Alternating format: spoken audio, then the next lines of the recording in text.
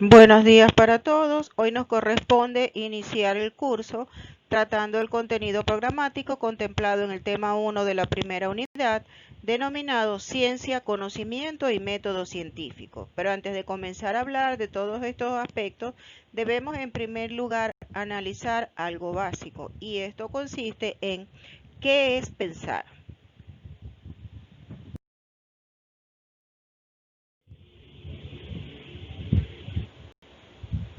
¿Qué es pensar? El pensamiento es la actividad cerebral que se traduce en ideas que a su vez son el resultado de la interacción del individuo con su entorno. Pensar es entonces una actividad intelectual compleja hasta el punto que se conoce solo parcialmente cómo lo hacemos, pero no en su totalidad. Ahora bien, hay muchas maneras de entender lo que significa pensar. Desde un punto de vista orgánico y funcional, el cerebro es el órgano que realiza esta actividad y la lleva a término por la interacción y el contacto que se da entre las neuronas, que es lo que conocemos como sinapsis, y la intervención de los neurotransmisores, que son las sustancias químicas que intervienen en todos los procesos relacionados con el conocimiento.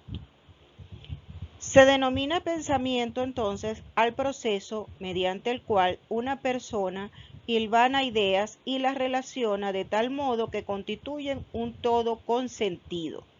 El pensamiento es una disposición natural del hombre y puede ser emparentado con el concepto de reflexión. Este tipo de actividad se va agudizando con el paso del tiempo, por lo que los niños pequeños poseen un mero reflejo de esta circunstancia, pero con la incorporación de nuevas habilidades cognitivas, la capacidad de pensar va adquiriendo nuevos visos y posibilidades.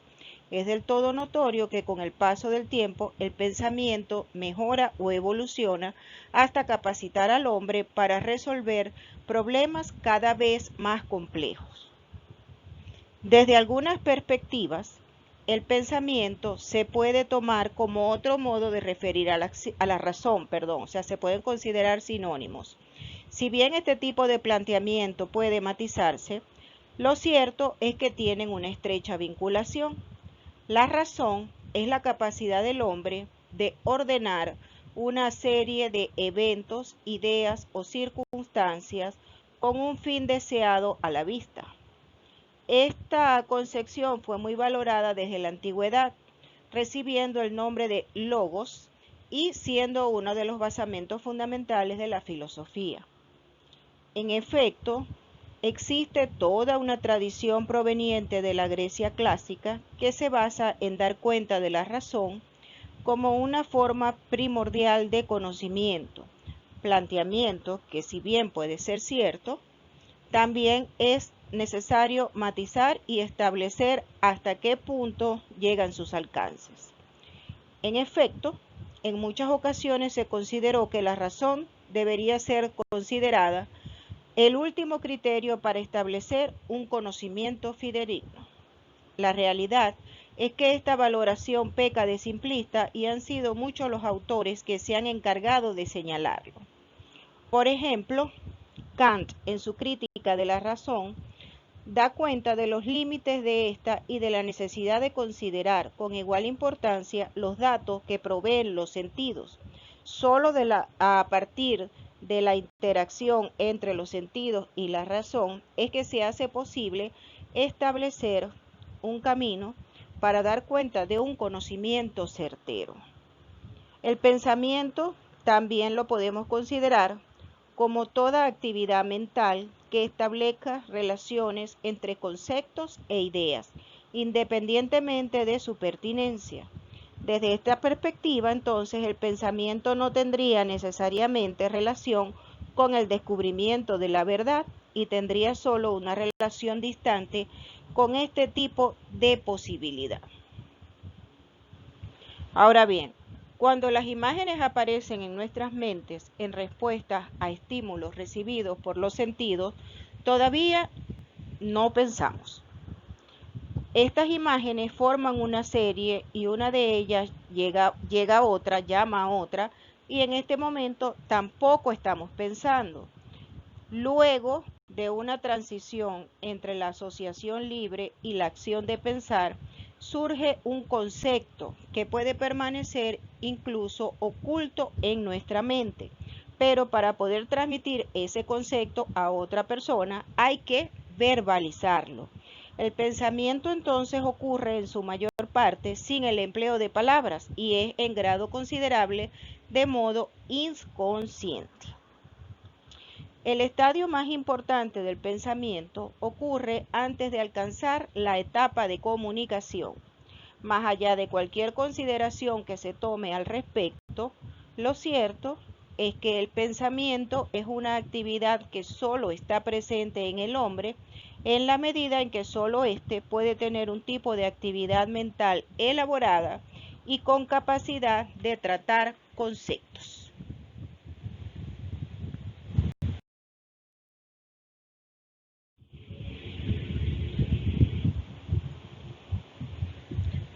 Vamos a hablar ahora en qué consiste pensar y cuáles son las formas del pensamiento. Si recurrimos a un diccionario y buscamos el significado del término pensar, encontraremos la integración de todos los elementos que señalamos previamente y dice así: acto u operación de carácter intelectual dirigido hacia los objetos con el propósito de interactuar con ellos y llegar a apropiarse de sus características para posteriormente poder reconocerlos, transformarlos de ser necesario y transmitirlos con un propósito definido. Ahora bien, existen varias formas de pensar, por así decirlo. Tenemos en primer lugar la forma emotiva de pensar, que consiste en el llamado racionamiento emocional, es decir, cuando popularmente decimos que las emociones le nublaron el pensamiento. Pues sí, nuestro pensamiento no es puramente analítico o racional como algunas personas creen. En el día a día, las emociones forman parte de nuestro repertorio conductual y nos orientan en nuestra búsqueda permanente de satisfacción y bienestar, ayudándonos a evitar el perjuicio y el malestar que pueden atentar contra nuestra salud física y psicológica. Sin embargo, estos importantes beneficios conllevan algunos efectos secundarios, pues hay ocasiones en que las emociones nos juegan una mala pasada, aun cuando gocemos de plena salud mental. Vamos a ver un ejemplo típico de lo que en el ámbito de la psicología se conoce como un razonamiento emocional. En este caso, entonces, como su nombre lo indica, razonar en función de cómo uno se siente. Si nos sentimos felices, vamos a tener pensamientos felices. Si nos sentimos deprimidos, nuestros pensamientos van a ser tristes. Imaginemos, por ejemplo, que nos ha ido mal en un examen de matemáticas o que nos han despedido del trabajo. En estas circunstancias es probable que sintamos, entre comillas, que hemos fracasado. Luego, si eso es lo que sentimos, entonces tiene que ser porque efectivamente somos unos fracasados. Cuando caemos en esta trampa del razonamiento emocional, llegamos a conclusiones aparentemente verdaderas, pero que no siguen una secuencia de racionamiento lógico, tengo la lengua trabada, Dios, sino poniendo atención únicamente a la manera de cómo me siento en ese momento. Luego hacemos una generalización excesiva a partir de un hecho puntual o anecdótico. Pues el hecho de que nos haya ido mal en un examen de matemáticas, por ejemplo, necesariamente no indica que hemos fracasado en la vida. Y esto es algo en lo que el ser humano incurre permanentemente. Extraemos conclusiones apresuradas y por lo general tajantes, sin que exista alguna prueba válida y objetiva que la justifique de alguna manera. En el mismo sentido, si nos sentimos solos, podemos llegar a pensar que estamos solos porque nos lo merecemos, que no somos dignos de ser queridos o que tenemos algún defecto que aleja a las personas de nosotros. De allí a creer que vamos a quedarnos solos para toda la vida, hay un solo paso. El razonamiento emocional no solamente está enfocado hacia nuestro medio interno, también puede enfocarse hacia el exterior. Solemos juzgar las conductas o los estados emocionales de los demás de acuerdo a cómo nos sentimos nosotros en ese momento. Si estamos enfadados, por ejemplo, porque nos negaron un aumento de sueldo, es mucho más probable que le atribuyamos malicia, por ejemplo, al vecino de al lado que está escuchando música a todo volumen, o que tomemos como un insulto personal las maniobras imprudentes del conductor del auto que va delante de nosotros en la autopista. Cuando nos sentimos iracundos, por no usar el término maracucho que comienza por A, ¿ok? Vemos ira en los demás y somos incapaces de darnos cuenta de que somos realmente nosotros los que estamos enfadados y estamos proyectando nuestras emociones en los demás. Todo esto nos llevará a pensar que las emociones en sí,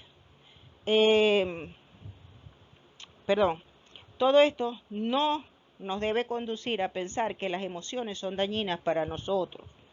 Debemos pensar en el conjunto de emociones humanas como un sistema primitivo de comunicación intra e interpersonal, lo cual puede sonar muy sofisticado, pero sin embargo es bastante simple.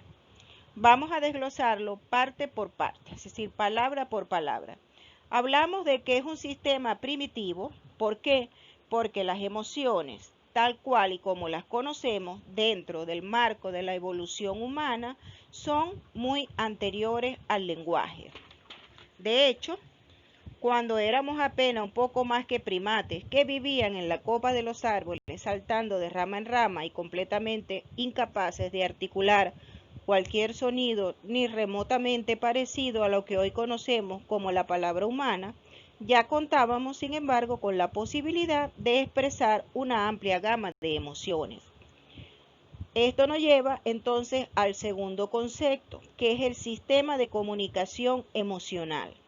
Cuando alguien, por ejemplo, no sonríe y se le ilumina el rostro porque nos ve, antes de que diga ninguna palabra, ya es evidente que les regocija nuestra presencia o que de alguna manera le agradamos y que además no tenemos por qué temerle. ¿Por qué? Porque no muestra intenciones hostiles hacia nosotros. Todas estas interpretaciones pueden ser válidas, por supuesto, dependiendo del contexto en el que nos encontremos. En el otro extremo del caso, si es que alguien nos mira feo, como decimos nosotros, nos clava la mirada, frunce la nariz levantando el labio superior o dejando al descubierto los dientes, nos está haciendo saber, sin que lo exprese verbalmente, que nos desprecia, que nos detesta o que por alguna razón se siente lo suficientemente motivado como para hacernos daño. De hecho, nuestros compañeros de evolución, es decir, los monos, los simios, exhiben los colmillos como una forma de amenaza hacia otros. Y esto es natural. Ostentar el arsenal de ataque suele ser un elemento intimidatorio eficaz o una forma de disuadir al otro de su intención de atacar.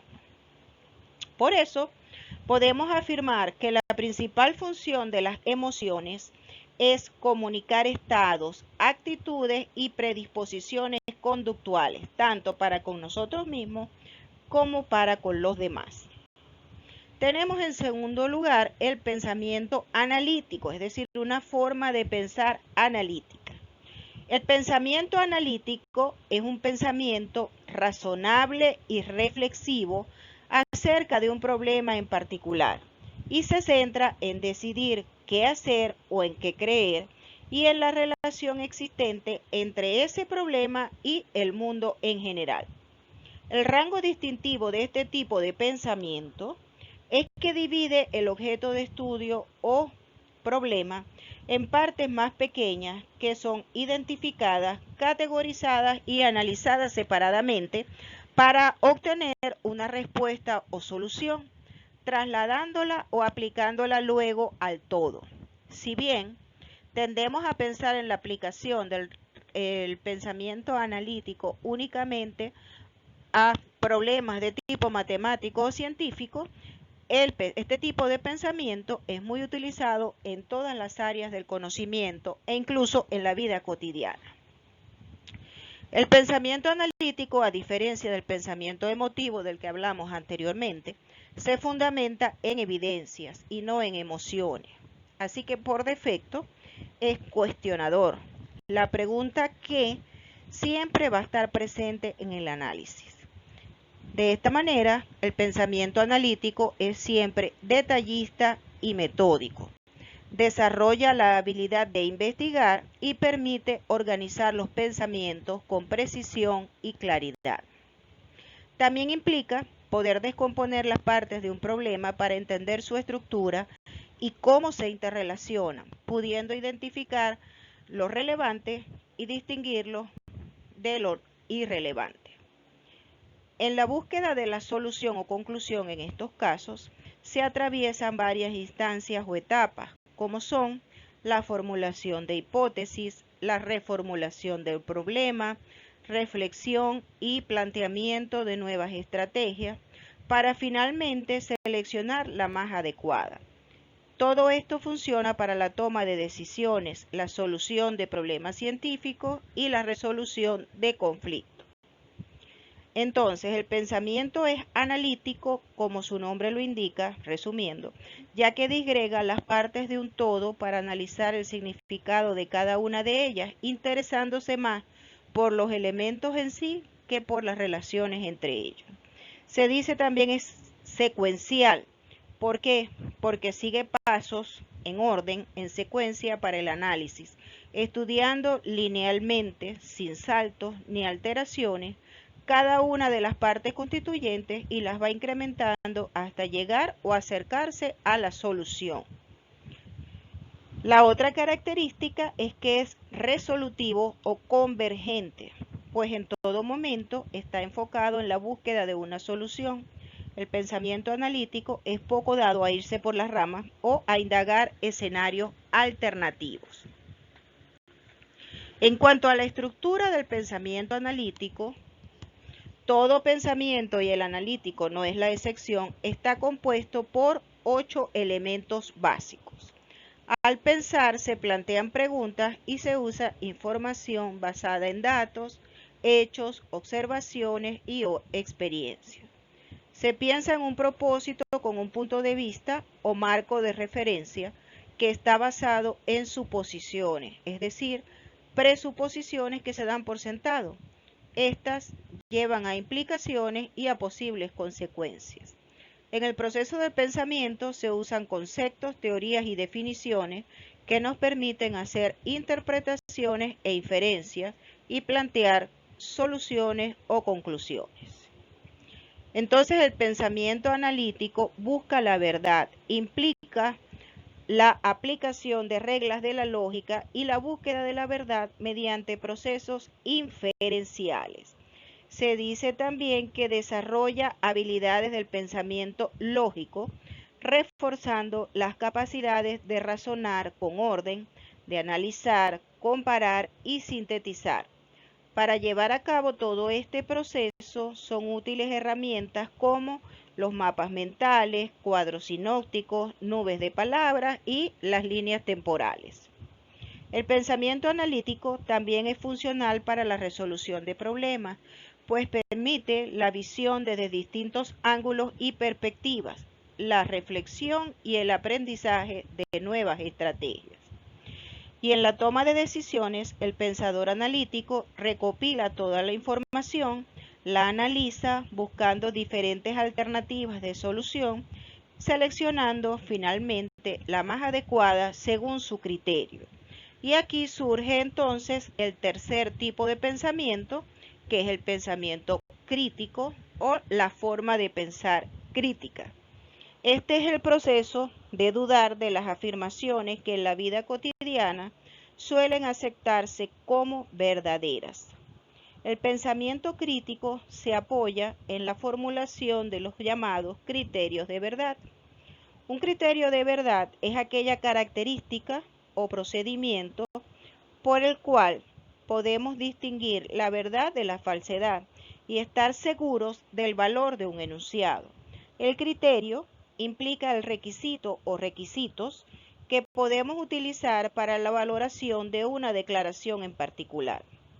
Se define desde un punto de vista práctico entonces como el proceso mediante el cual se usa el conocimiento y la inteligencia para llegar de forma efectiva a la postura más razonable y justificada sobre un tema. Entre los pasos a seguir, los especialistas señalan que hay que adoptar la actitud de un pensador crítico, reconocer y evitar los prejuicios cognitivos, identificar y caracterizar argumentos, evaluar las fuentes de información y finalmente evaluar los argumentos. El pensamiento crítico implica entonces que debemos estar centrados en el sentido de que no es simplemente pensar, sino que consiste en pensar sobre algo que queremos comprender y hacer de la mejor manera posible. De esta manera se puede apreciar y evaluar el proceso de tal manera que se puedan tomar decisiones.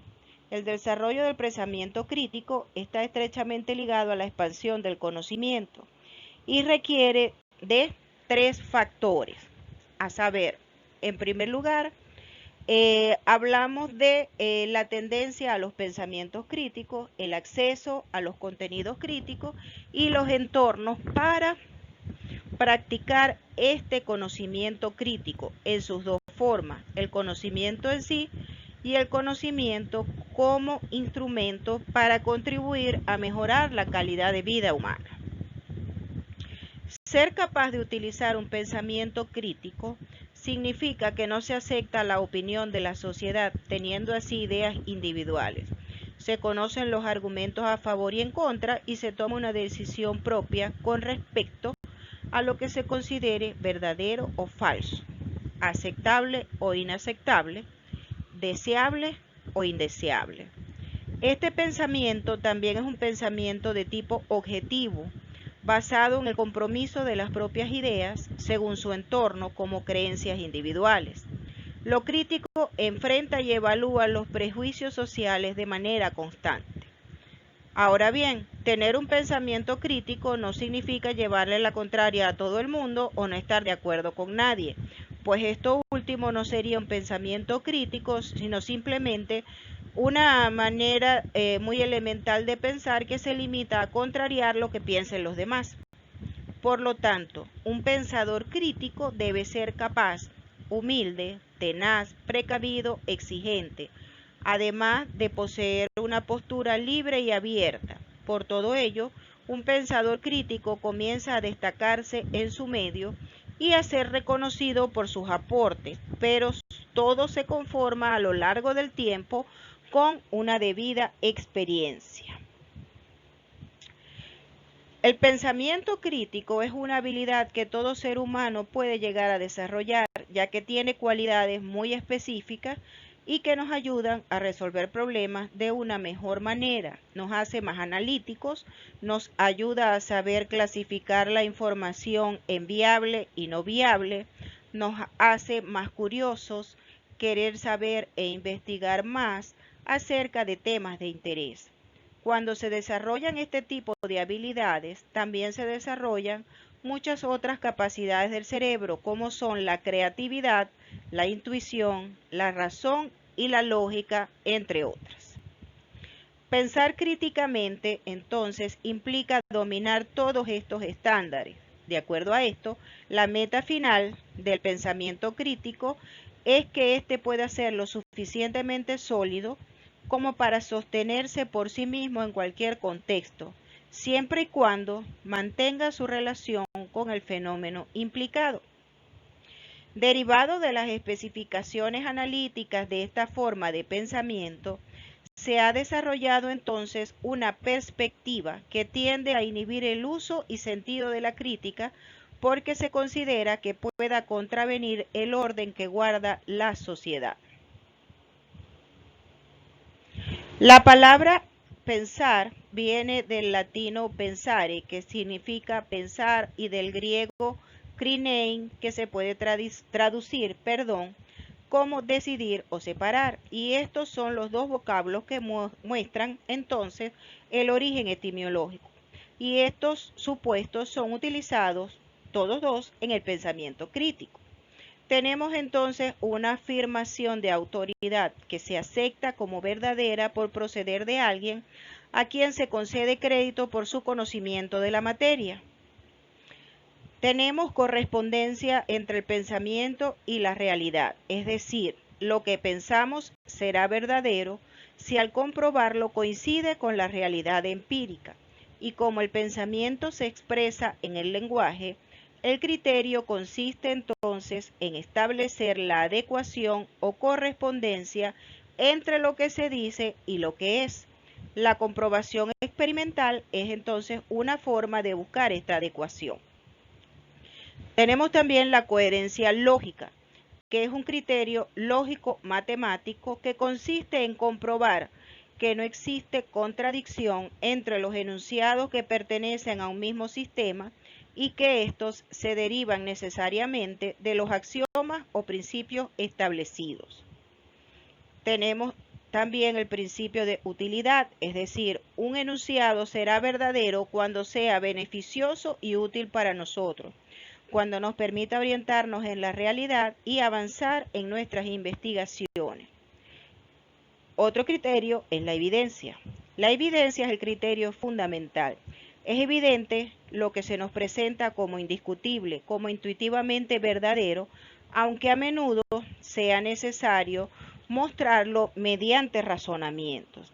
Según las fuentes del conocimiento, si atendemos a su origen, podemos encontrar entonces dos tipos de evidencia racional.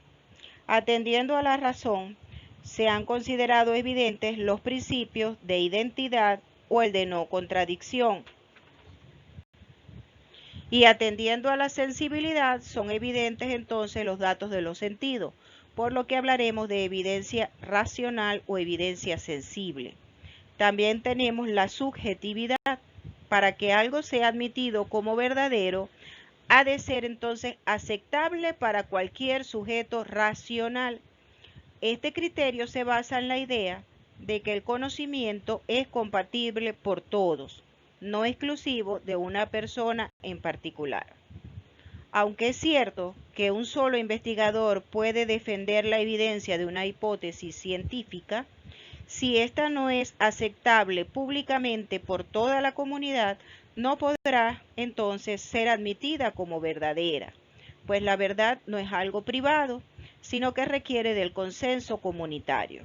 Exige consenso en el sentido de que no es algo misterioso que está reservado para una élite, para unos pocos, o que solo unos pocos pueden llegar a alcanzar. La verdad, para hacerlo, ha de poder ser comunicada y comprendida por todos, o sea que es de tipo más bien universal. Y tenemos el cuarto tipo de pensamiento, o la cuarta manera de pensar, que es la forma creadora, es decir, el llamado pensamiento creativo. La creatividad, como su nombre lo indica, es la facultad de crear. Supone establecer o introducir algo por primera vez, hacerlo nacer o producir algo a partir de nada. ¿Ok? El pensamiento, por su parte, como hemos dicho, se define como todo aquello que es traído a la existencia mediante la actividad del intelecto. Entonces, el pensamiento creativo, por lo tanto, va a consistir en el desarrollo de nuevas ideas y conceptos. Se trata de la habilidad de formar nuevas combinaciones de ideas para llenar una necesidad. Por lo tanto, el resultado o producto del pensamiento creativo tiende a ser original. Se puede entender entonces por pensamiento creativo en la adquisición del conocimiento en un modo particular de abordaje cognitivo que presenta características claves de originalidad, flexibilidad, plasticidad y fluidez, y funciona como una estrategia o herramienta cognitiva en la formulación, construcción y resolución de situaciones problemáticas en el contexto del aprendizaje, dando lugar entonces a la apropiación del saber. Los elementos que conforman entonces la creatividad serían producir una forma de pensar nueva, en primer lugar. En segundo lugar, que el propósito de la idea es darle solución a una problemática en particular. En tercer lugar, que la idea original debe de ser desarrollada al 100% de sus capacidades. Y cuarto, tener previstas las posibles consecuencias que esta nueva idea trae consigo. Un ejemplo de pensamiento crítico puede ser entonces escribir un libro, pintar, dibujar, construir algún objeto, entre otras cosas. Es necesario poner en práctica este actuar en el día a día porque de este modo se estimula el desarrollo del cerebro y se acostumbra entonces el cerebro a mantenerse activo, lo cual nos ayuda entonces a resolver las necesidades de forma rápida y eficaz.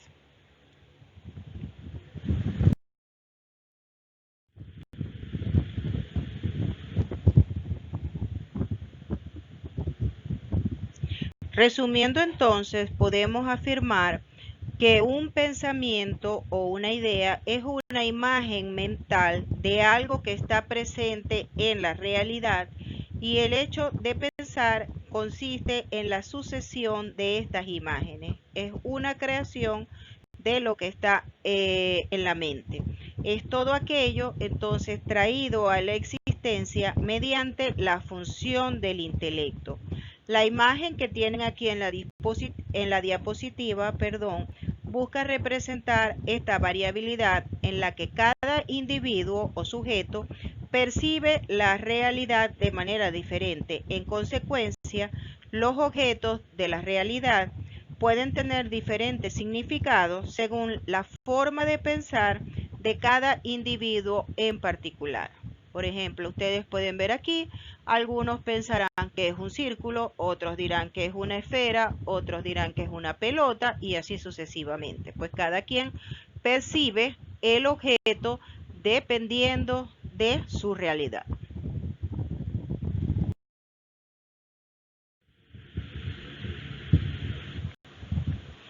Entonces, el pensamiento es el producto del acto de pensar, la materia o contenido de ese acto, el producto resultante o el efecto obtenido del mismo.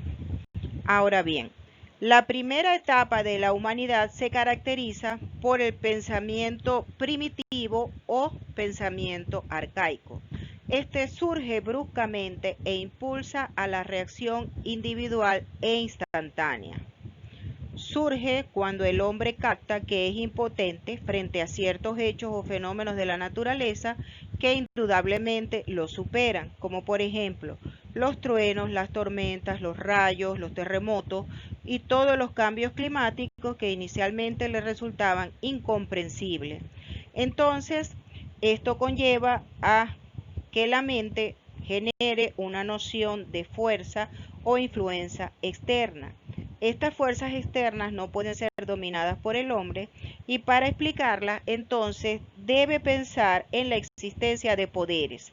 En esta etapa del pensamiento primitivo o arcaico, el hombre acepta qué cosas puede hacer y qué cosas son producto de los poderes que no dependen de él. La fuente de este límite es el miedo originado por los fenómenos que no puede manejar y los atribuye a poderes, y estos personificados van a crear de manera sucesiva la idea de los dioses y la fuerza de estos. El hombre personifica a los miedos para hacerlos más asimilables. No se le ocurre ponerse frente al poder, está debajo del poder de los dioses que gobiernan la naturaleza y que no comprende. Esta noción de gobierno, de que las cosas están de alguna manera controladas o regidas por algo, es la génesis de la idea de que existe un orden y de que alguien está manejando ese orden. Las tormentas, los terremotos y todos los fenómenos naturales, para ellos no van a ser hechos naturales por sí mismos, sino que el hombre necesita un esquema de explicación y nace entonces este pensamiento primitivo o arcaico. Los fenómenos entonces, como hemos mencionado, los atribuye a poderes y encontramos aquí entonces la génesis de la idea de Dios, algo que está por encima del hombre y que éste no puede dominar. Esta es la idea básica del pensamiento primitivo y que lleva a la aceptación lisa y llana de los poderes suprahumanos. Ahora, debemos hacer una división entre lo que es pensamiento primitivo y pensamiento mágico, porque el pensamiento mágico significa un paso fundamental en el desarrollo del pensamiento abstracto, tan o más importante que el mismo pensamiento racional. Es ir de la impotencia al intento de dominio. Aquí existe una de las génesis de la megalomanía humana basada en la voluntad. El hombre intenta dominar estos poderes, estas fuerzas, para conseguir un beneficio para sí mismo. Entonces es como que si se parara frente a la naturaleza y le dijera, yo puedo invocar esas fuerzas, dominarlas y determinar algo que quiero lograr. Ese enfrentarse a las fuerzas, a los poderes, dominar el miedo, es un paso gigantesco desde el punto de vista conceptual. Es decir, el hombre se enfrenta a lo desconocido y le dice, yo te invoco para mí en función de mi voluntad, para que consigas lo que yo quiero lograr. Es decir, que consiste en el dominio de las fuerzas supranaturales a través de una persona. En este sentido, en el pensamiento mágico es fundamental entonces el quién, el dónde, el cómo y el cuándo. El quién va a ser básico. Cualquiera no puede tener la capacidad de manejar esos poderes. Tiene que ser alguien especial de la tribu, del chamán, el hechicero, el que maneja las fuerzas del bien o el brujo que maneja las fuerzas del mal. Hay una persona elegida que se para delante del resto y le dice, yo soy. O el resto lo elige a él porque recibió la señal de que era el agente intermediario entre el hombre y los poderes. La manera con que se ejerce el poder requiere entonces de un rito, que es el cómo, que consiste en una manera especial de invocar a estos poderes. También interesa el dónde. ¿Por qué? Porque los ritos se llevan a cabo en un lugar especial, no en cualquier lugar ni en cualquier momento. Los ritos sagrados siempre tenían su lugar y su época que corresponden entonces al cuándo. Surge finalmente el pensamiento lógico, que es propio de personas que han desarrollado un trabajo intelectual sostenido. Históricamente, y por falta de otras pruebas, el origen de este tipo de pensamiento racional se ubica en Grecia y comienza inclusive con un hombre, Tales de Mileto, que vivió entre el año 624 y 546 a.C.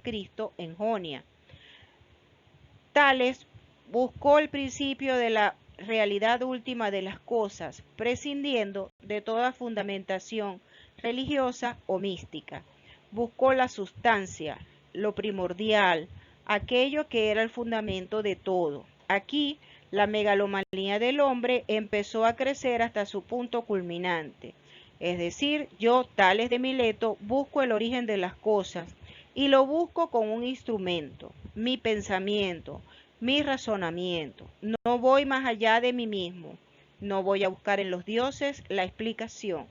La busco yo. El poder del conocimiento está en mí.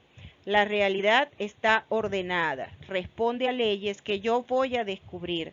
Simplemente lo que tengo que hacer es observar, razonar y saber cuáles son estas leyes que gobiernan la realidad. De hecho, aquí ven este pensamiento de Albert Einstein que dice que la esencia de la naturaleza de alguien como yo reside precisamente en lo que piensa y en cómo lo piensa, no en lo que hace o sufre.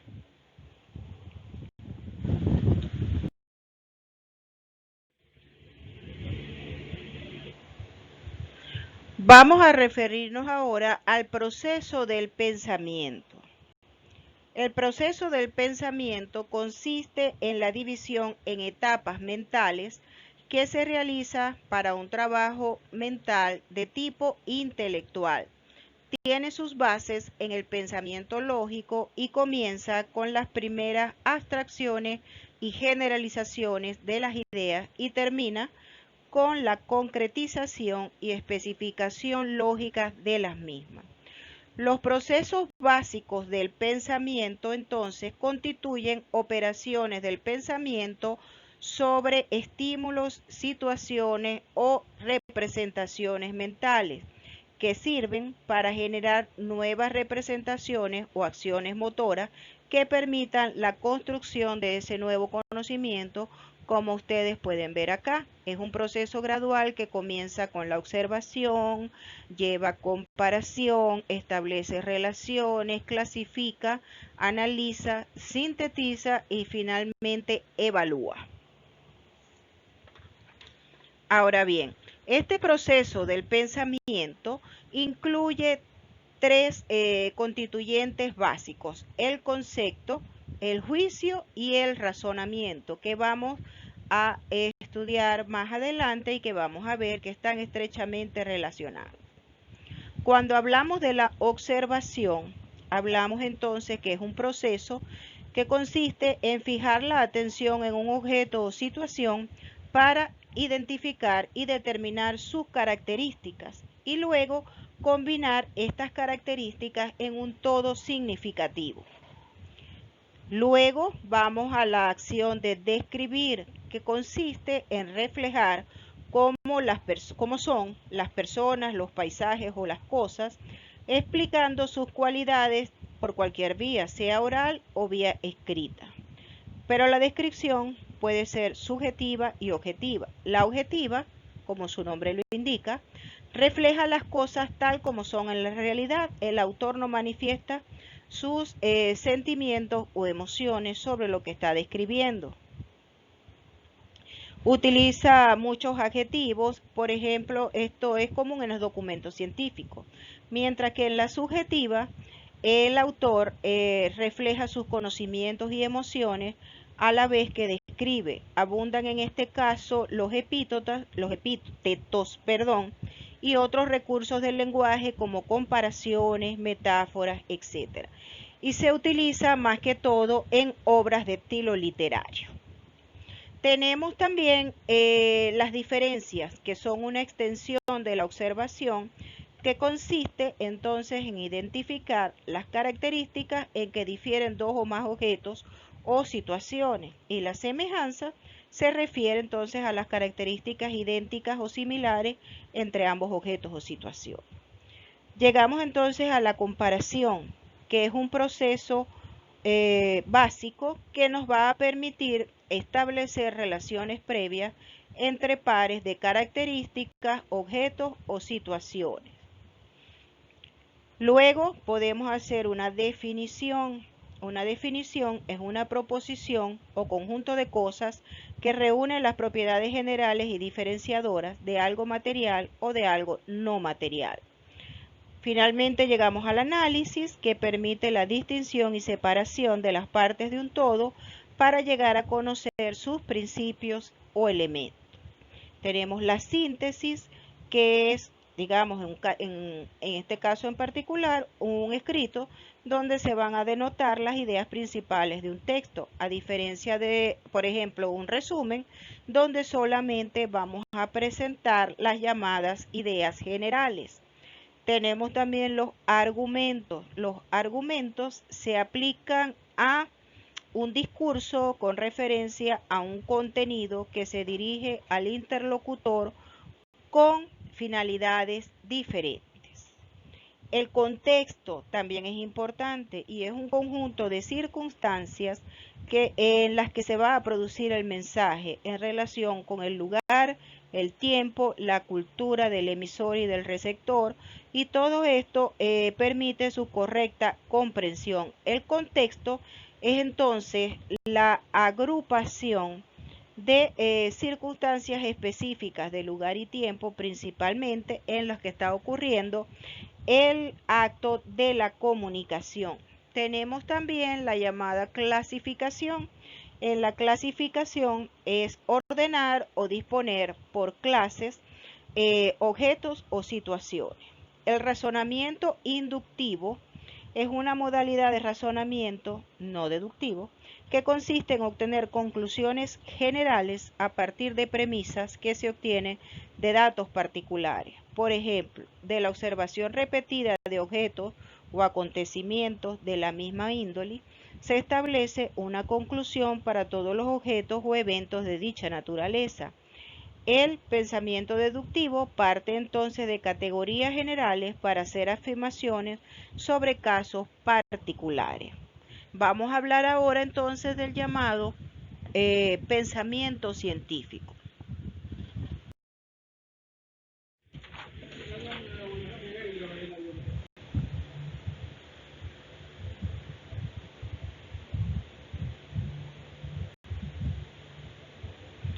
¿Qué es entonces el pensamiento científico? El pensamiento científico consiste en toda actividad intelectual que busca explicaciones profundas de amplio alcance objetivo, es decir, que sean de tipo racional. Por su parte, hablamos de razonamiento cuando hacemos referencia a un pensamiento complejo que consta de juicios relacionados. A su vez, el juicio es pensamiento que consta de elementos llamados conceptos relacionados también entre sí de cierta manera. Y el elemento fundamental del pensamiento entonces es el juicio.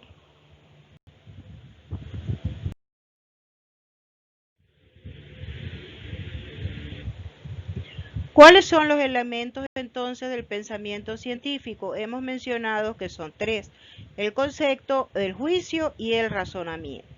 ¿En qué consiste el concepto? Es el pensamiento de las características esenciales de un objeto, entendiendo que son forzosos para que el objeto sea. Es decir, que si alguna de ellas desaparece, implica entonces la desaparición del objeto.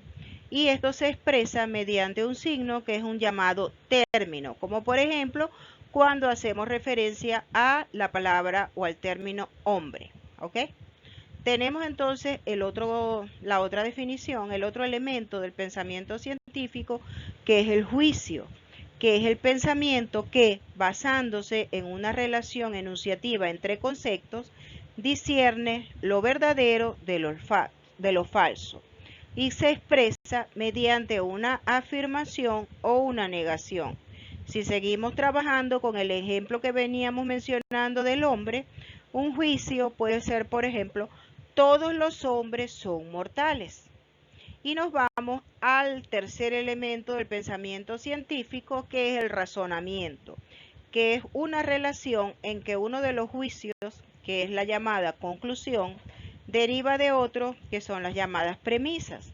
Su forma de expresión es la argumentación deductiva e inductiva. Por ejemplo, yo dije que todos los hombres son mortales. Y aquí, por poner un nombre, coloqué Sócrates es un hombre, ¿ok? Entonces, esto quiere decir que si todos los hombres son mortales y Sócrates es un hombre, entonces, por lógica, ¿verdad? Sócrates es mortal. O sea, tuvieron un concepto que era el hombre, un juicio que es que todos los hombres son mortales, y entonces ustedes razonan que si Sócrates es un hombre y todos los hombres son mortales, entonces Sócrates es un mortal. Y estos son entonces la representación de los tres elementos básicos del pensamiento científico.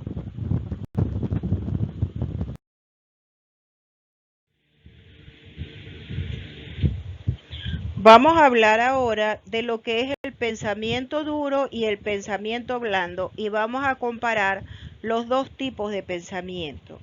Este término de pensamiento duro fue propuesto por Roger Van Oich, contraviniendo o contraponiéndolo, mejor dicho, al llamado pensamiento suave. Según este señor, el pensamiento duro eleva de forma exclusiva la importancia de las cosas, de los hechos y fenómenos visibles, concretos, cuantificables y valorados económicamente, mientras que el pensamiento blando incluye los procesos, las relaciones, conexiones, interacciones, interdependencias, contradicciones, implicaciones, impacto que caracterizan y aportan significado a la dinámica compleja y cambiante vida en el planeta. Los conceptos duros, de tal manera, entonces, son muy concretos, sin ambigüedad, mientras que los suaves admiten muchos más matices, muchas más variedades. El pensamiento duro tiende a ser rigurosamente lógico, preciso, exacto, específico y coherente, mientras que el pensamiento suave es más metafórico, aproximado, difuso, gracioso, juguetón incluso se dice que tolera contradicciones. Ahora bien, ambos tipos de pensamiento juegan un papel muy importante en el proceso innovador, pero actúan en fases o etapas diferentes. El pensamiento suave es más efectivo en la fase de incubación, es decir, cuando se están buscando nuevas ideas. En cambio, el pensamiento duro es conveniente tanto en la etapa de preparación como en la etapa de evaluación de las ideas, así como también en el proceso de llevarlas a la práctica hasta que se convierten en innovaciones.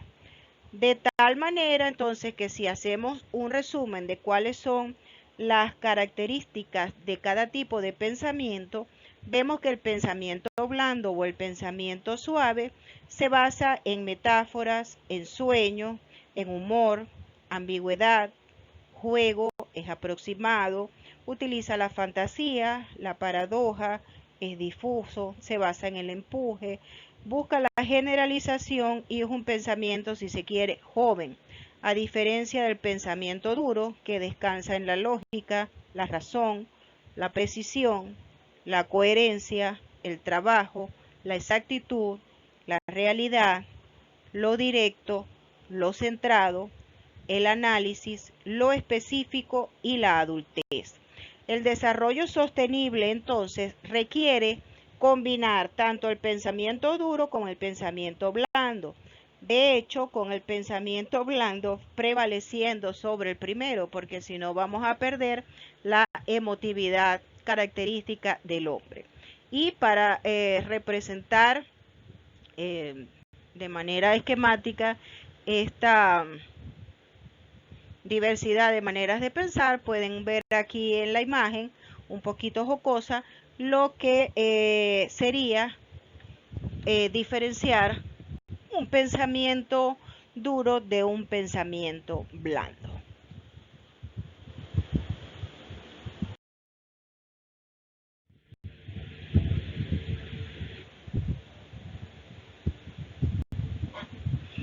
Previamente mencionamos que el pensamiento, o mejor dicho, que el conocimiento científico en sí utiliza la lógica en búsqueda de la razón. Pero entonces, ¿qué es la lógica? Es la parte de la filosofía que estudia las formas y principios generales que rigen el conocimiento y el pensamiento humano, considerado puramente en sí mismo, sin referencia a los objetos. Es decir, que los problemas principales de la lógica son las doctrinas del concepto, el juicio, el silogismo y el método. Método o razonamiento en el que las ideas o la sucesión de los hechos se manifiestan o se desarrollan de forma coherente y sin que haya contradicciones entre ellas. De tal manera que la ciencia que estudia el pensamiento entonces es la lógica.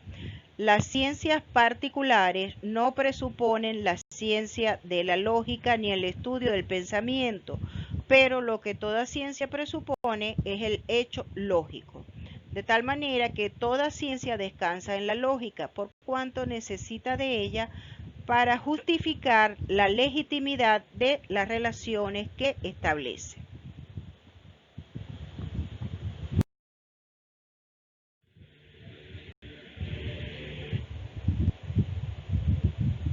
Ya hablamos entonces de lo que era pensar, lo que era el pensamiento, los tipos de pensamiento. Hablábamos de pensamiento primitivo, de pensamiento lógico. ¿Ok? Ahora vamos a abordar un nuevo concepto que es clave en nuestra asignatura y consiste en qué es la ciencia. El hombre, en el proceso ininterrumpido de dominio y transformación de la realidad, ha ido profundizando en sus conocimientos acerca de la naturaleza, la sociedad y el pensamiento. Con el proceso de división del trabajo y el surgimiento de las clases sociales, aparecen las primeras reflexiones acerca del conocimiento científico, contenidas en aquellos momentos dentro del saber filosófico de la época, por lo que se reconoce por muchos estudiosos a la filosofía como la ciencia de las ciencias o madre de las ciencias. Con posterioridad, a través de procesos de diferenciación e integración del saber científico, se fueron definiendo otros campos, apareciendo paulatinamente otras ciencias. Estos procesos en la contemporaneidad han alcanzado un auge extraordinario, determinado por la aparición acelerada de nuevos conocimientos y en especial por el desarrollo vertiginoso en el campo de la informática y las comunicaciones. A lo largo de la historia de la humanidad, las ideas acerca de la ciencia han ido evolucionando en el tiempo, apareciendo diferentes modelos o visiones que en cierta forma han intentado integrar la forma de pensamiento de la época, marcando etapas en su desarrollo. Estas concepciones mencionadas, aun cuando pertenecen a épocas un tanto alejadas en el tiempo, han tenido un arraigo tal que todavía muchas de sus ideas persisten en el pensamiento contemporáneo, dando lugar a visiones deformadas de la naturaleza de la ciencia. Una de las características del desarrollo científico del siglo XX y de principios del siglo XXI es el incremento de diferentes formas de integración horizontal, es decir, de trabajo en equipo, multidisciplinariedad, interdisciplinariedad, transdisciplinariedad, entre otras, como un recurso necesario para generar nuevos conocimientos y tecnologías. Los conocimientos no están en la realidad, los construye el hombre, pero no el hombre de manera aislada o en forma ahistórica, sino el hombre en comunidad, el hombre en sociedad, que supone un diálogo, una relación entre razón y experiencia, entre teoría y empiria.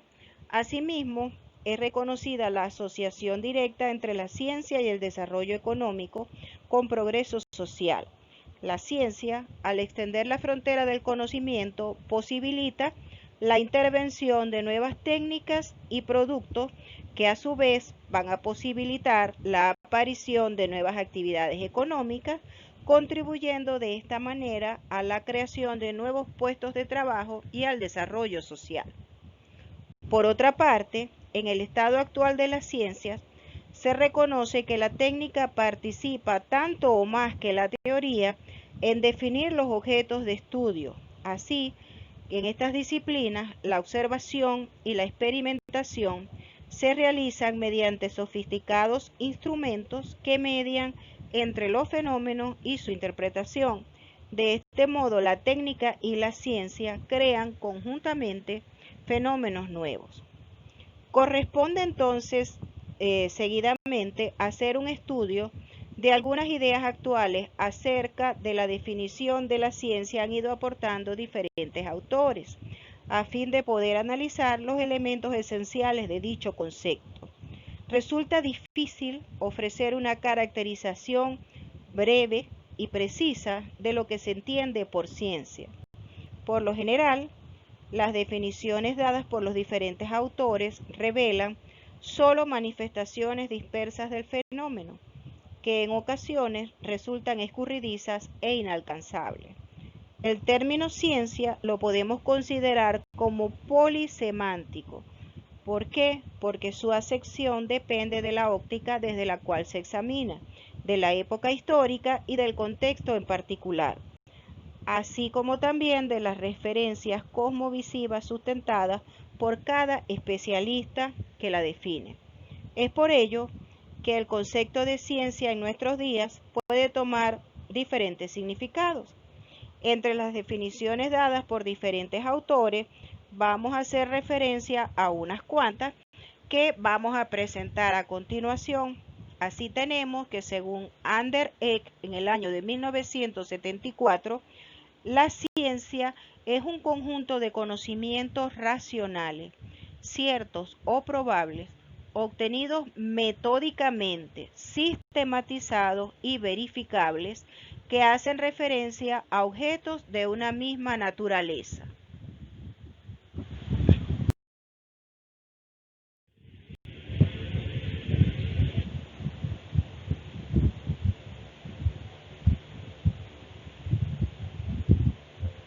Ahora bien, según el diccionario filosófico, el concepto de ciencia incluye todas las condiciones y elementos necesarios para ello, es decir, los científicos, las instituciones científicas, los métodos de trabajo de la investigación científica, el aparato conceptual y sus categorías, el sistema de información científica, así también como toda la suma de conocimientos existentes que constituyen la premisa, el medio o el resultado de la producción científica.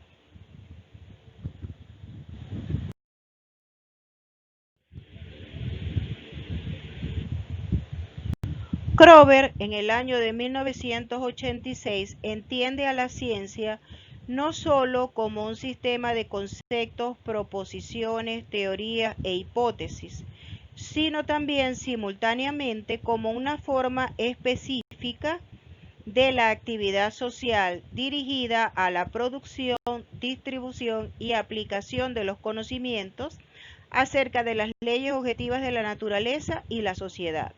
Aún más, la ciencia se nos presenta como una institución social, como un sistema de organizaciones científicas cuya estructura y desarrollo se encuentran estrechamente vinculados con la economía, la política, los fenómenos culturales, con las necesidades y las posibilidades de la sociedad dada.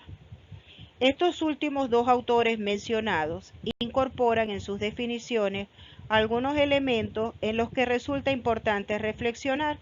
Entre estos se encuentra la consideración de la ciencia como un proceso, al declararla como un tipo particular de actividad humana estrechamente vinculada con los métodos del trabajo científico investigativo, así también como acercan el concepto a la institución social, enfatizando en la idea de trabajo colectivo y el papel de los científicos. Vamos a ver ahora otras definiciones que muestran una visión, digamos, un poquito más acabada del concepto de lo que es ciencia.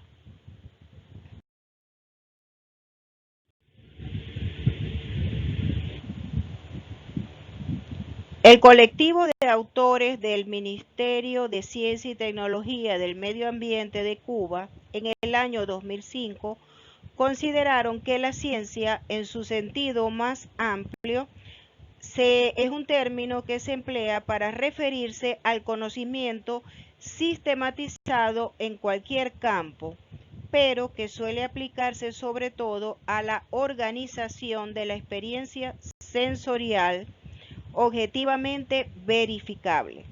La búsqueda de conocimiento en ese contexto se conoce como ciencia pura, para distinguirla de la ciencia aplicada, que consiste en la búsqueda de usos prácticos del conocimiento científico y de la tecnología a través de la cual se llevan a cabo las aplicaciones.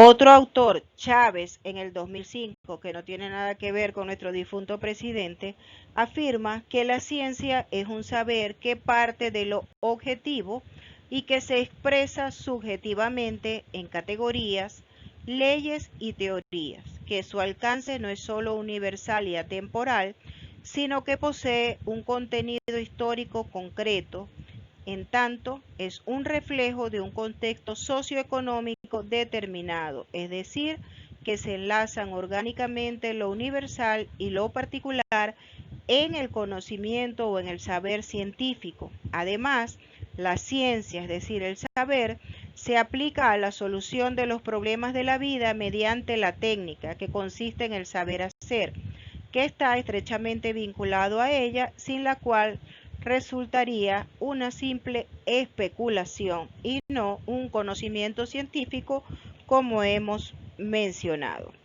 Estas definiciones, como se pueden apreciar, ya revelan a la ciencia en su papel de conocimiento sistematizado, expresado en categorías, leyes y teorías que van a reflejar las condiciones sociales y económicas de cada época en particular.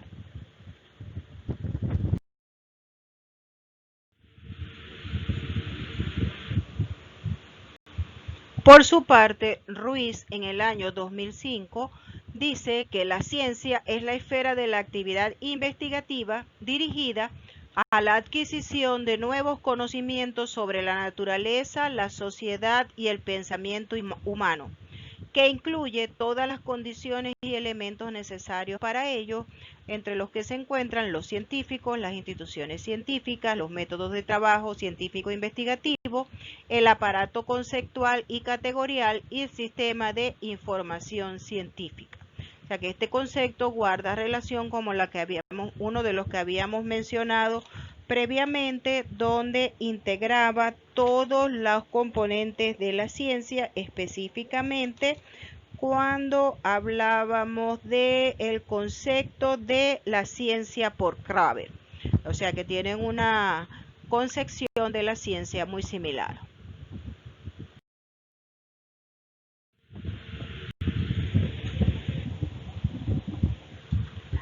El mismo año, en el 2005, Castellanos y colaboradores, que no soy yo, ¿ok?, dicen que la ciencia representa un complejo fenómeno de la vida espiritual humana que penetra simultáneamente en la vida material, por cuanto se ha convertido en una fuerza productiva social directa en las condiciones de la revolución científico-tecnológica contemporánea. Como institución social, la ciencia se ocupa de un tipo particular de actividad humana, cuya singularidad y diferenciación se fundamentan en la cualidad del proceso mismo y de su producto o resultado, por cuanto representa un campo especial del conocimiento teórico, cuya finalidad es trascender las apariencias, explicando las leyes y mecanismos, los nexos y las propiedades que dimanan de la esencia misma.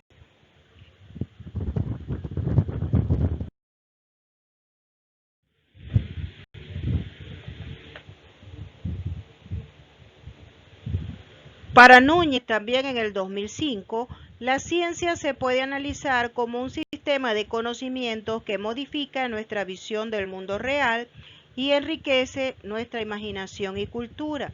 Se le puede comprender como un proceso de investigación que permite obtener nuevos conocimientos, los que a su vez ofrecen posibilidades nuevas de manipulación de los fenómenos. Es posible atender a sus impactos prácticos y productivos, caracterizándola como fuerza productiva que propicia la transformación del mundo y es fuente de riqueza. La ciencia también se nos presenta como una profesión debidamente institucionalizada, portadora de su propia cultura y con funciones sociales bien identificadas.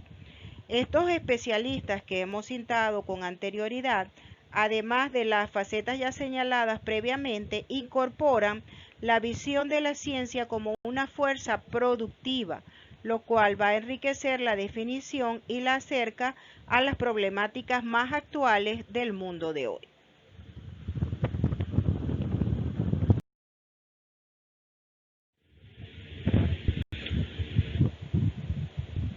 Etimológicamente, entonces, ciencia significa saber. Como su aplicación se ha adaptado a las diversas épocas históricas, no existe un concepto único. La entenderemos entonces como un sistema de conocimientos demostrados que proceden de acuerdo a un método y que es utilizado por el ser humano para describir y explicar fenómenos que observa de acuerdo a leyes y principios científicos. Y esta es la definición de Eisautier.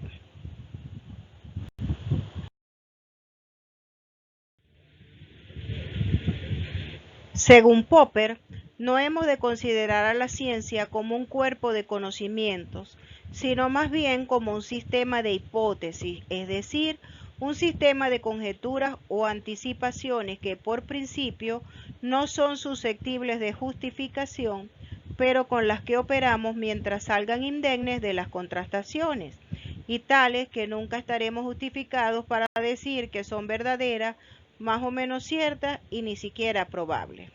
Por su parte, otro autor, Bunge, dice, la ciencia como generadora de verdad puede caracterizarse como conocimiento racional, exacto, verificable y por consiguiente falible, una característica muy importante que veremos a continuación.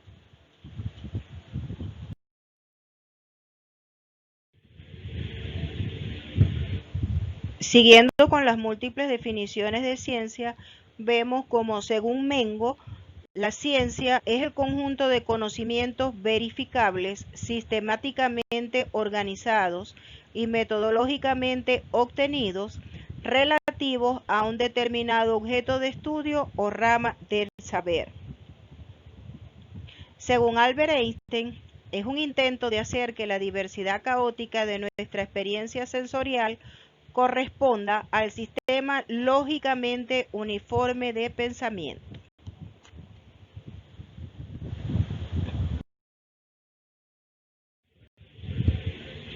De acuerdo con Kedrow y Spirkin, la ciencia es un sistema de conceptos acerca de los fenómenos y leyes del mundo que permite proveer y transformar la realidad en beneficio de la sociedad, una forma de actividad humana históricamente establecida cuyo objetivo y resultado es la reunión de hechos orientados en un determinado sentido, de hipótesis y teorías elaboradas y de las leyes que constituyen su fundamento.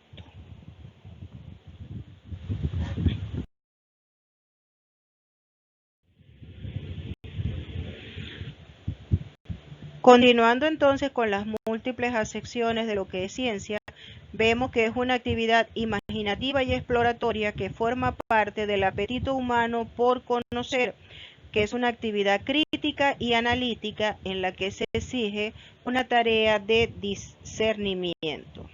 Ahora bien, el estudio realizado a partir de todas las definiciones presentadas y de otras que no hemos colocado por limitaciones de espacio en esta presentación, no pretende de ninguna manera arribar a una nueva definición de ciencia, sino a establecer las formas de manifestación y los rasgos generales que la caracterizan en la actualidad.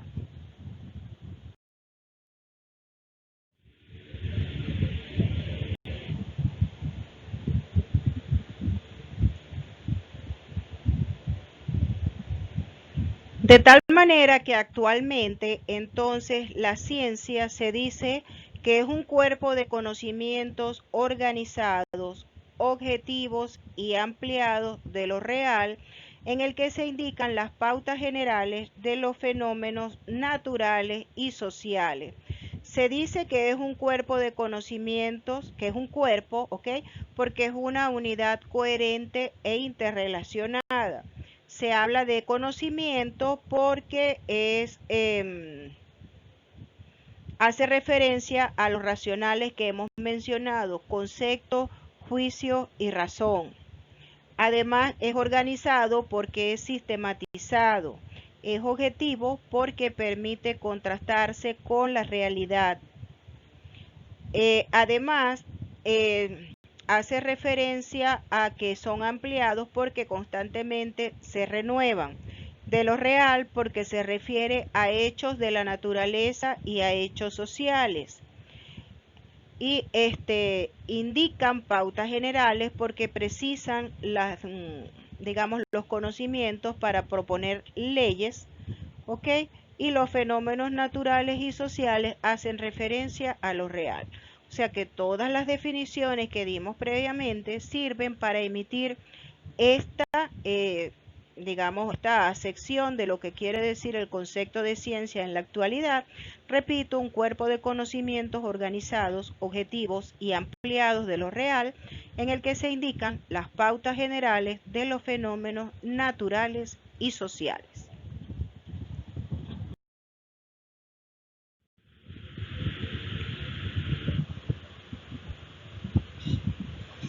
A lo largo del tema hemos ido mencionando algunos aspectos relacionados con el origen de la ciencia.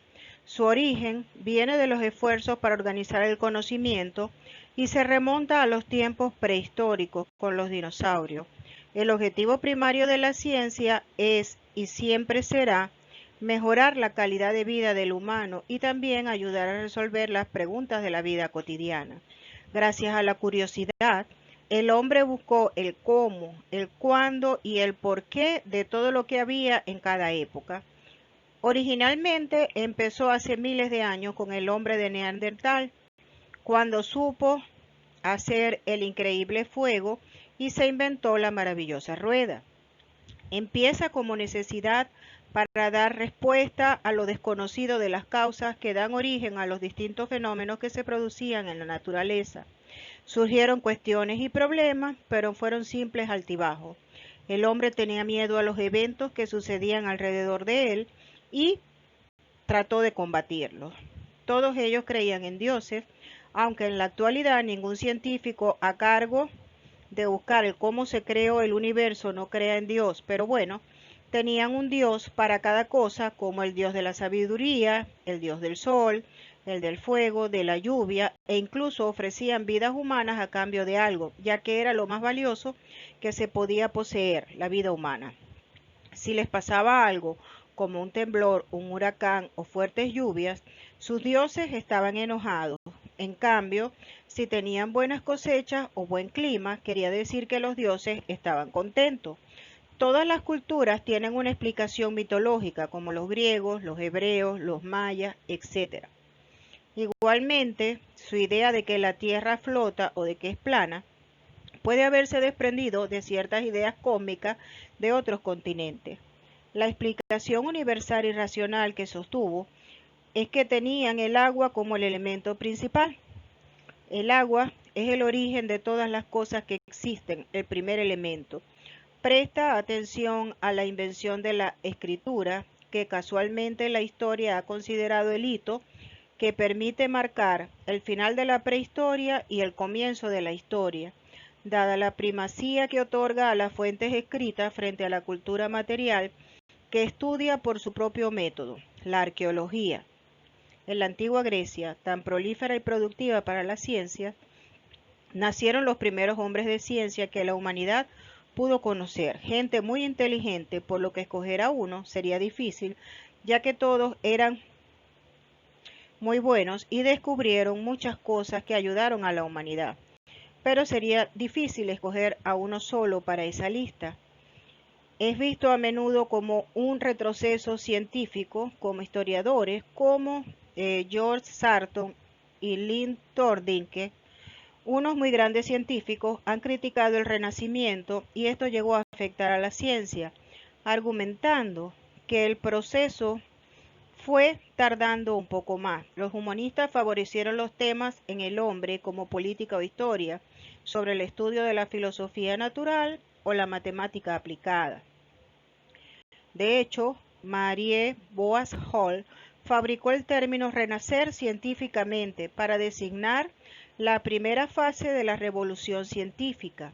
Recientemente, Peter Deer argumentó a favor de un modelo de dos fases para explicar la génesis de la ciencia moderna.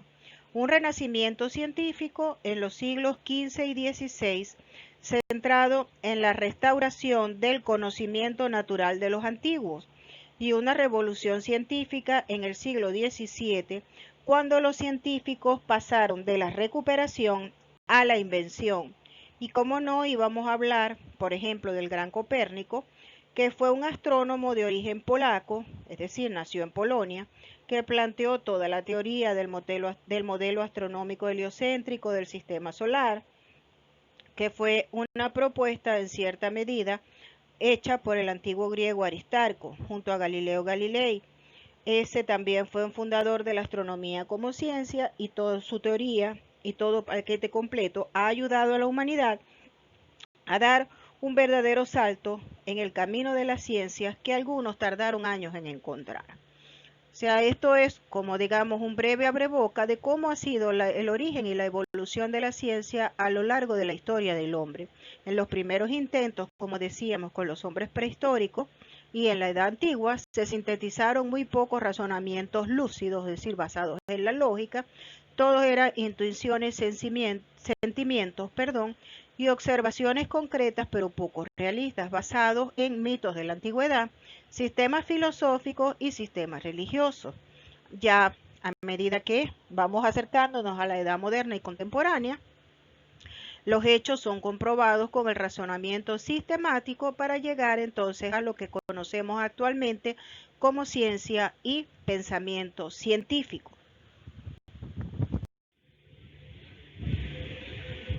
Hablar de la evolución de la ciencia nos llevaría miles y miles de días y horas, pues la ciencia abarca todos los campos del conocimiento y es imposible que podamos hacer de verdad una línea del tiempo, una timeline como esta que está acá, para todos los tipos de ciencias. Sin embargo, aquí para recalcar algunos hechos importantes y algunos científicos destacados, como mencionábamos en la edad antigua de Grecia, donde estaba Tales de Mileto, quien fue, entre todas las cosas que dijimos que hizo, el que descubrió el comportamiento de la magnetita, fíjense, en el año 580 a.C.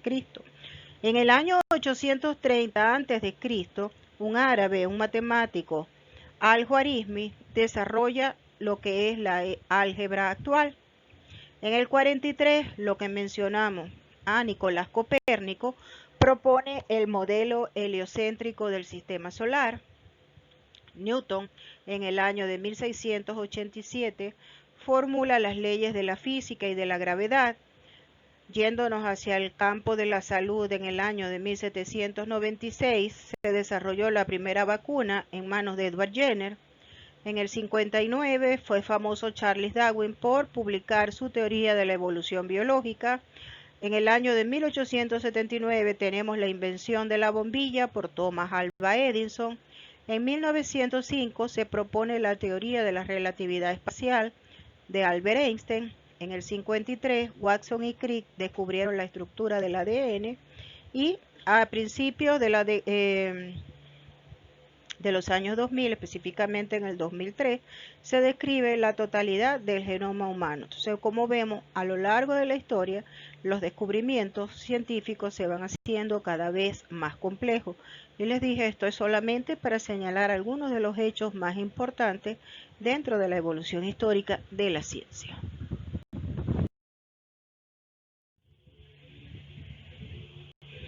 Vamos a estudiar ahora cuáles son las manifestaciones de la ciencia.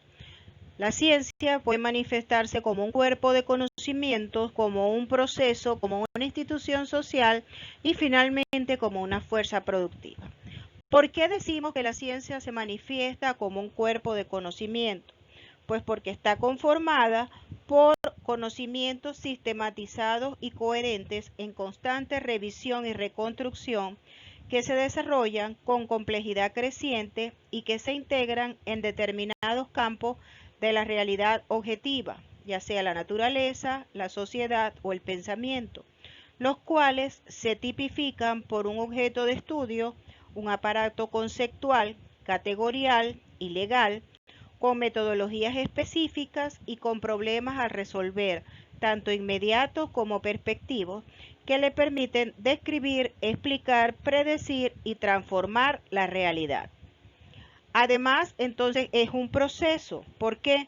Porque es un tipo especial de actividad humana, organizada, planificada y que tiene un fin consciente dirigido a resolver problemas y buscar nuevos conocimientos que enriquecen la teoría, empleando para ello diferentes métodos, procedimientos y técnicas. Además, se manifiesta como una institución social. Se estructura en una organización que desarrolla programas, proyectos y estudios vinculados estrechamente con la política, la economía, la cultura y la educación, que como parte de una misión colectiva integra a científicos y personal especializado atendiendo a los fines que persigue. Y finalmente podemos decir que la ciencia se manifiesta como una fuerza productiva porque se relaciona directamente con la base económica de la formación económica social a la cual corresponde y constituye un factor de progreso social en las condiciones de la revolución científico-tecnológica contemporánea, así como también una fuente de riqueza por el impacto de los beneficios que puede aportar a la sociedad. Ahora bien, es importante destacar que las formas de manifestación expresadas solo pueden reconocerse con un propósito analítico, a fin de explorar el fenómeno complejo que es la ciencia. Las diferentes facetas a las que nos hemos referido se dan unidas en un todo integrado y por lo tanto no pueden verse aisladas ni separadas entre sí.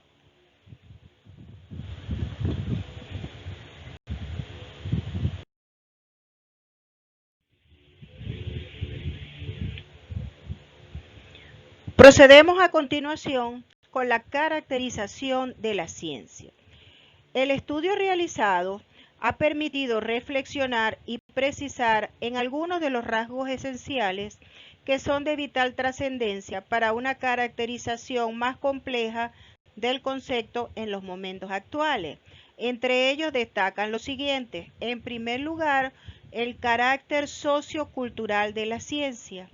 La ciencia, en la época actual, es fruto del trabajo colectivo y como construcción social es patrimonio de la sociedad, pues crea valores espirituales y materiales que deben estar dirigidos a la humanización del hombre y la transformación del mundo en aras del desarrollo humano, constituyendo una parte de la cultura.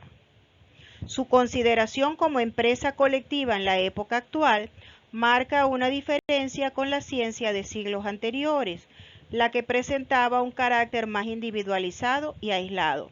Este carácter de actividad social en las actuales condiciones la vincula a las restantes formas de la actividad humana, por lo que los procesos de producción, difusión y aplicación de conocimientos propios de la actividad científica son inexplicables al margen de los intereses económicos, políticos y militares, entre otros. Tenemos, en segundo lugar, el carácter histórico concreto. La ciencia es reflejo de la época y está históricamente condicionada por el pensamiento dominante en un contexto político y socioeconómico determinado. De ahí su constante evolución en el tiempo, sus retrocesos y sucesivas rectificaciones como resultado de la superación de múltiples obstáculos y cambios de paradigma. Es por ello que la concepción de ciencia en nuestros días debe ser coherente con las problemáticas más actuales y contextuales condicionadas por la revolución científico-técnica contemporánea. Tiene también carácter ético. Por la propia naturaleza social de la ciencia, ella está comprometida con los valores, prioridades e intereses propios de la estructura y los agentes sociales. De allí que esté involucrada y contaminada por ellos, por lo que no puede ser neutral. La selección de problemas y las estrategias para resolverlos deben tener en cuenta los intereses humanos más amplios. Sin embargo, esta perspectiva no siempre está presente a la luz de los diversos usos, a veces antihumanos, que puede tener el conocimiento. Lo anterior reafirma la idea de la importancia en los momentos actuales de ver en el desarrollo científico a los conocimientos y a los valores indisolublemente unidos, y es en especial destacar el compromiso social de la ciencia que la enfrenta a las posiciones de lucro, y enriquecimiento personal que pueden engendrar sociedades donde el individualismo es un valor dominante. Y finalmente, podemos decir que la ciencia tiene un carácter complejo. La ciencia en la sociedad actual constituye un fenómeno social complejo si se tiene en cuenta las diferentes manifestaciones que puede adoptar, las cuales se relacionan con diferentes niveles de la formación económico-social en un contexto en particular. De esta forma, su papel como fuerza productiva la sitúa en la base económica, lo cual determina un sistema de interacciones con los demás elementos que integran el modo de producción de una sociedad dada. Por otra parte, la ciencia se ubica en la superestructura de la formación económico y social en su manifestación como cuerpo de conocimientos, lo que implica interacciones diversas con aspectos políticos, jurídicos, filosóficos, religiosos y culturales, entre otros. Asimismo, queda ubicada también en la superestructura en su papel de institución, determinando interacciones particulares con otras instituciones sociales. Una visión integral, considerando los elementos citados en los diferentes niveles estructurales de la formación económico-social, que a su vez tienen una repercusión recíproca y una dialéctica particular entre ellos, y teniendo en cuenta además que en la estructura social, la comunidad científica también interactúa con otros grupos y clases sociales, permite advertir en toda su magnitud el complejo entramado de interrelaciones vinculadas a la ciencia en la época actual que vivimos.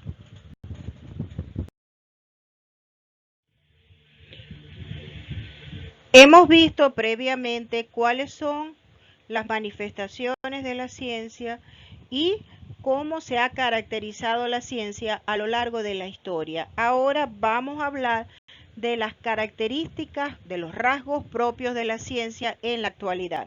En primer lugar, debemos decir que la ciencia es universal. ¿Por qué? Porque pertenece a la especie humana independientemente del espacio o del tiempo en el que se desarrolle. También decimos que es inteligible. ¿Por qué? Porque puede ser comprendida y entendida con claridad por todos los interesados en seguir sus postulados y aplicaciones. Además, tiene una relevancia empírica, porque cualquier estudioso puede evaluar la correspondencia de las teorías planteadas y sus correspondientes implicaciones prácticas. Presenta también racionalidad, porque a través de la razón, el hombre organiza los datos que le son suministrados por los sentidos y los múltiples y complejos eventos de la pasión e imaginación creadora. Además, la ciencia tiene verificabilidad, porque sus proposiciones dependen de la evidencia de las observaciones. La verificabilidad es relativa, dado a que no da pruebas categóricas, sino confirmaciones indirectas, parciales y sujetas a revisión.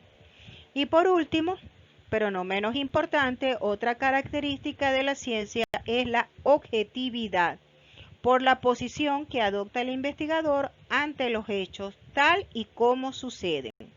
La correspondencia entre cómo suceden los hechos y el sometimiento a la verificabilidad exige la eliminación de todo interés subjetivo en sus resultados. Sin embargo, el enigma, la interrogante ofrecida o planteada por el investigador, quien, por muy grande que sea su deseo de objetividad, no se desentiende íntegramente de sus creencias y de sus prejuicios, pues todos somos humanos, y de todos los movimientos ideológicos que dominen la sociedad en un tiempo determinado. Es decir, que por mucho que uno intente ser objetivo, nunca nos vamos a desprender del todo de los paradigmas que nos son propios, ¿ok? Entonces, resumiendo, la ciencia se caracteriza por ser universal, inteligible, tener relevancia empírica, racionalidad, verificabilidad y objetividad.